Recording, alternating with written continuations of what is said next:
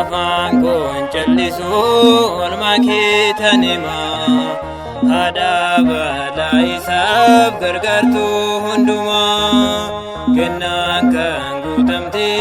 hin iyyuu siin jedhee ergamaan Waaqayyoo gammachuu sitti himee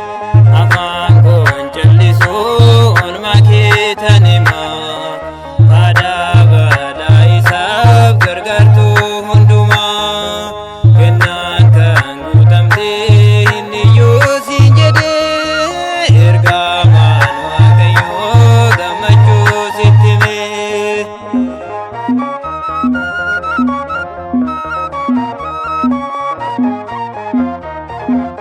Mariyaam gifti koo haadha mootii keenya gugee garraamii koo yaa haadha nageenyaa dubartoota keessaa filatamte baatee fayyisaa addunyaa garaa keetti baattee afaan koon callisuu olmaa keetan himaa aadaa balaa isaaf gargaartuu hundumaa kennaan kan guutamtee hin iyyuu siin jedhee ergamaan Waaqayyoo gammachuu sitti himee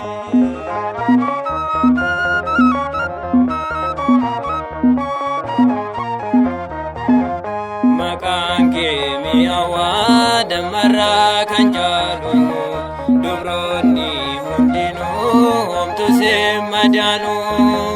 ijji koo banamee araarsummaa keenii rakkoon koo dareeraa arjummaa keetii afaan koon callisuu olmaa keetan himaa aadaa balaa isaaf gargaartuu hundumaa kennaan kan guutamtee hin iyyuu siin jedhee ergamaan Waaqayyoo gammachuu sitti himee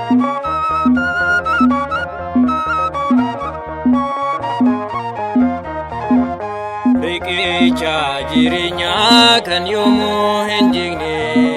Mariyaam sitti boonyaa sirkoo godhannee qoricha nu dhiisee huma saamiif lafaa si leellisuun kootis mee akkamiin hafa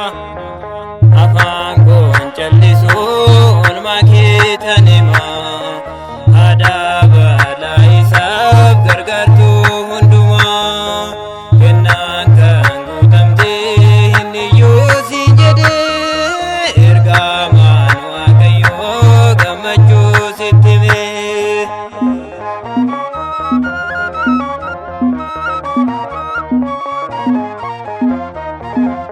ji'a sagal guutuu garaa keetti baattee gonfoo bara baraa waaqarraa argattee ati yaa gannataa kan cuufamtee turtee sababa dubrootiin arganne irraa murtee afaan koon callisuu olmaa keetan himaa